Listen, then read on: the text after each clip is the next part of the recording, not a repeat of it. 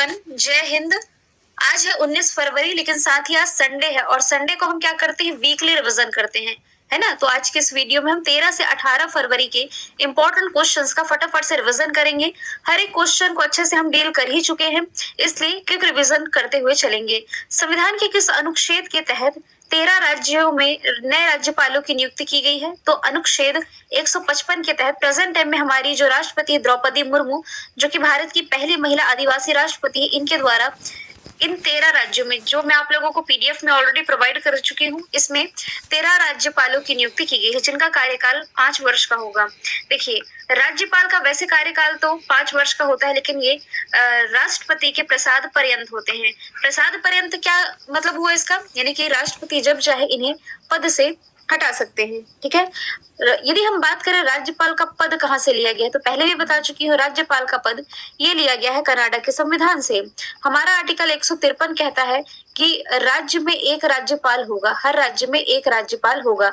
लेकिन एक संशोधन भी मैंने आप लोगों को बताया था, 7वां संविधान संशोधन 1956, ये कहता है कि 2 या 2 से अधिक राज्यों में एक राज्यपाल की नियुक्ति हो सकती है, ठीक है। आर्टिकल 142 रिलेटेड है राजीव गांधी हत्याकांड का जो दोषी था पेरा रिवलिन, इसकी रिहाई से। आर्टिकल 143 के तहत जो राष्ट्रपति है सुप्रीम कोर्ट की सलाह ले सकते हैं। और आर्टिकल 165 ये महाधिवक्ता के बारे में बताया गया है। महाधिवक्ता राज्य सरकार का मुख्य कानूनी सलाहकार, ये महाधिवक्ता। महान्यायवादी ये 76 में है। अगला प्रश्न है, ICC T20 women world cup 10 फरवरी 2023 को शुरू हुआ कहाँ? तो साउथ अफ्रीका से। अब साउथ अफ्रीका में देखिए 3 कैपिटल आपको बेसिकली याद है, प्रिटोरिया, केप टाउन, ब्लूमफॉन्टेन। करंट में हम लोगों को ये याद रख लेना है कि 100 अफ्रीकी चीते लाए जाने को लेकर के अभी हाल ही में भारत सरकार और अफ्रीका के बीच में समझौता हुआ है। भारत इस साल आईसीसी मेंस वर्ल्ड कप ये अक्टूबर-नवंबर के टाइम होस्ट करेगा। इंग्लैंड ने कॉमनवेल्थ गेम्स 2022 में बर्मिंघम में इसकी मेजबानी की थी और न्यूजीलैंड ये आईसीसी वुमेन वर्ल्ड कप 2022 वाला न्यूजीलैंड में आयोजित किया गया था। खेलो इंडिया यूथ गेम्स 2023 जो कि अभी हाल ही में मध्य प्रदेश में संपन्न हुआ, इसमें पदक तालिका में महाराष्ट्र टॉप पर था। तो महाराष्ट्र ने टोटल 56 गोल्ड, 55 सिल्वर और 5 ब्रॉन्ज मेडल अपने नाम किए। महाराष्ट्र टॉप पर, इसके बाद हरियाणा और इसके बाद मध्य प्रदेश का स्थान रहा। पिछला खेलो इंडिया यूथ गेम्स ये हरियाणा के पंचकुला में आयोजित किया गया था, जिसमें कि हरियाणा ही टॉप पर था। इस बार का मध्य प्रदेश में हुआ। जो नेक्स्ट नेशनल गेम्स होंगे, जैसे अभी कहाँ हुए थे, गुजरात में, तो अब जो नेक्स्ट होगा ये गोवा में आयोजित किया जाएगा। अभी हाल ही में एशियाई विकास बैंक यानी कि एडीबी ने किस राज्य को बागवानी को बढ़ावा देने के लिए $130 मिलियन के ऋण को मंजूरी दी है? तो हिमाचल प्रदेश में बागवानी को बढ़ावा देने के लिए एडीबी ने $130 मिलियन के आर्थिक ऋण को मंजूरी दे दी है। एडीबी के हेडक्वार्टर से सवाल पूछा जाता है तो मनीला फिलीपींस में हेडक्वार्टर है। मात्सुगु अस्कावा इसके प्रमुख हो जाएंगे। तमिलनाडु के चेन्नई में, जो कि इसकी राजधानी है, यहाँ रिलायंस इंडस्ट्रीज लिमिटेड के द्वारा मल्टी मॉडल लॉजिस्टिक पार्क बनने जा रहा है। बिहार में सीतामढ़ी जिले में माँ सीता की सबसे बड़ी प्रतिमा स्थापित की जानी है। छत्तीसगढ़ के कांकेर में मिलेट प्रोसेसिंग प्लांट स्थापित किया गया है। अगला प्रश्न है, देखिए 68 सदस्य है डीबी के, इसके बारे में भी लिखा हुआ है। अगला प्रश्न, टेस्ट क्रिकेट में सबसे तेज 450 विकेट लेने वाले जो भारतीय तेज गेंदबाज है बने रविचंद्रन अश्विन। हालांकि रविचंद्रन अश्विन जो है ये आईपीएल के इतिहास में पहले रिटायर्ड आउट खिलाड़ी है। टी20 तो नहीं, सबसे तेज 200 रन डबल सेंचुरी लगाने वाले एक दिवसीय मैच में शुभमन गिल बने। Surya Kumar T20 men's cricketer of the year according to ICC. Yuzvendra Chahal T20 में विकेट लेने के मामले में इन्होंने भुवनेश्वर कुमार को पीछे छोड़ा है। फाइजर जो कि एक अमेरिकी फार्मास्यूटिकल कंपनी है, तो फाइजर इंडिया के एमडी सीईओ अभी हाल ही में मीनाक्षी तेवतिया बनी है। सुंदर रमन राममूर्ति ये बॉम्बे स्टॉक एक्सचेंज के सीईओ हैं। परमेश्वरन अय्यर नीति आयोग के और अनिल लोहाटी रेलवे बोर्ड के अध्यक्ष और सीईओ हो जाएंगे। मलयालम सिनेमा के किस एक्ट्रेस की 120वीं जयंती पर गूगल ने डूडल के माध्यम से श्रद्धांजलि दी है? तो इनका नाम है पीके रोजी। पुनीत राजकुमार, इन्हें मरणोपरांत कर्नाटक रत्न अवार्ड से सम्मानित किया गया। एक कलाकार थे रामचंद्र मांझी, ये बिहार के हो जाएंगे। दामोदर माउजो ज्ञानपीठ अवार्ड मैंने इनसे रिलेट करके आप लोगों को बताया था। वर्ल्ड बैंक ने भूकंप प्रभावित तुर्की के लिए कितने अरब डॉलर की सहायता की घोषणा की है? तुर्की और सीरिया में भी भूकंप आया था, मैंने बताया था, जिसके लिए भारत ने एक ऑपरेशन भी चलाया था। इस ऑपरेशन का नाम आप लोगों को याद है, ऑपरेशन दोस्त, है ना। तो अब जो है वर्ल्ड बैंक भी इसकी हेल्प के लिए आगे आया है और इसने 1.78 अरब डॉलर के ऋण को मंजूरी दे दी है। हाल ही में प्रधानमंत्री नरेंद्र मोदी ने एशिया के सबसे बड़े एरो शो एरो इंडिया 2023 का उद्घाटन कहाँ किया गया है प्राइम मिनिस्टर के द्वारा? तो ये बैंगलोर कर्नाटक में किया गया है। उदयपुर में G20 की शेरपा मीटिंग 2022 में आयोजित की गई थी। दिल्ली में इंटरनेशनल सोलर अलायंस की 5वीं बैठक आयोजित हुई। हैदराबाद में भारत का पहला गोल्ड एटीएम बनने जा रहा है, बन चुका है एक्चुअल में। इंग्लैंड के किस खिलाड़ी ने क्रिकेट के सभी फॉर्मेट से संन्यास लिया है? आप जितने ऑप्शन में लिखे खिलाड़ियों के नाम देख रहे हैं ना, ये सभी ही इंग्लैंड से हैं, लेकिन क्रिकेट के सभी फॉर्मेट से अभी हाल ही में इयोन मॉर्गन ने संन्यास ले लिया है। मोइन अली ने तो टेस्ट क्रिकेट से संन्यास लिया था, और सैम करन इस बार के आईपीएल के सबसे महंगे खिलाड़ी है। इन्हें पंजाब किंग्स ने खरीदा है 18.5 करोड़ रुपए में। अगला प्रश्न है, किस भारतीय खिलाड़ी को पहली बार जनवरी 2023 के लिए ICC player of the month चुना गया है? तो ये शुभमन गिल है। जस्ट मैंने शुभमन गिल के बारे में बताया भी था, ठीक है। और ये सभी ऑप्शन जो आपको दिख रहे हैं अभी जस्ट हम लोगों ने डिस्कशन किया ही है। अगला प्रश्न, 15 से 17 फरवरी तक फिजी में विश्व हिंदी सम्मेलन का कौन सा संस्करण आयोजित किया जाएगा? तो इसका 12वां संस्करण होगा। ऑसिनेशिया में ये फिजी है, जिसकी कैपिटल सुबह करेंसी फिजियन डॉलर हो जाएगी। अगला, विश्व हिंदी दिवस मनाया कब जाता है? 10 जनवरी को। राष्ट्रीय हिंदी दिवस 14 सितंबर को। विश्व रेडियो दिवस तो ये मनाया जाता है 13 फरवरी को। हालांकि राष्ट्रीय महिला दिवस भी 13 फरवरी को मनाया जाता है सरोजिनी नायडू जी की स्मृति में। तो विश्व रेडियो दिवस की थीम थी रेडियो एंड पीस। सऊदी अरब की पहली महिला अंतरिक्ष यात्री कौन है, जो कि ISS international space station mission पर भेजा गया है?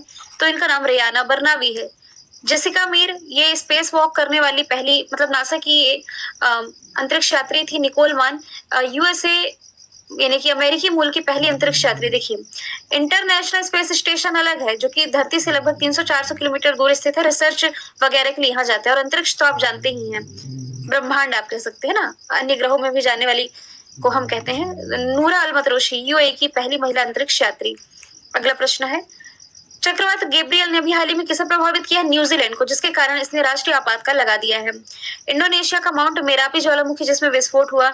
ऑस्ट्रेलिया में क्वींसलैंड वाला इलाका जो कि ग्रेट बैरियर रीफ के खतरे के कारण चर्चे में था। फिलीपींस में ताल ज्वालामुखी, ये पिछले साल हम लोगों ने पढ़ा है। बांग्लादेश के 22वें राष्ट्रपति ये मोहम्मद शहाबुद्दीन चुप्पू बने। प्राइम मिनिस्टर बांग्लादेश की शेख हसीना है।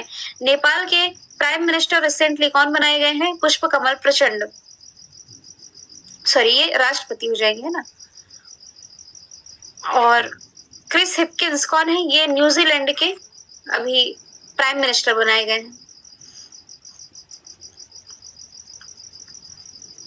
पुष्प कमल प्रचंड, अच्छा ये राष्ट्रपति ही बने हैं ना, पुष्प कमल प्रचंड, ठीक है।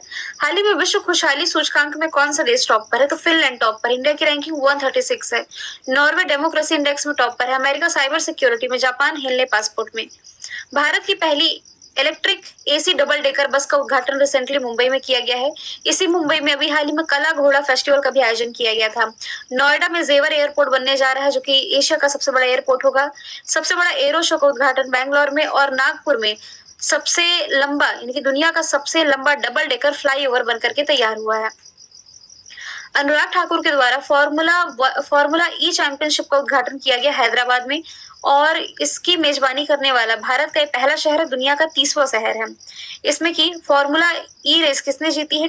टीम नहीं, नाम तो यहाँ लिखा है, जीन एरिन बर्गेन ने जीती है। नई दिल्ली में खेलो इंडिया यूथ गेम्स का पहला एडिशन हुआ था। पानीपत में 2G ethanol plant prime minister Narendra Modi ने लॉन्च की। भारत का पहला grain ATM Gurugram Haryana. Record 5वीं बार क्लब वर्ल्ड कप किसने जीता है? रियल मैड्रिड ने जीता है, सऊदी अरब के अल हिलाल को हरा करके। क्रिस्टियानो रोनाल्डो ने मैनचेस्टर यूनाइटेड छोड़ दिया, किसे ज्वाइन कर लिया है? सऊदी अरब की अल नासर को। खेलो इंडिया विंटर गेम्स तीसरा एडिशन रहा, गुलमर्ग में आयोजित हुआ, जिसमें की पदक तालिका में जम्मू कश्मीर टॉप पर था। इसके बाद फिर महाराष्ट्र और हिमाचल प्रदेश का स्थान आता है।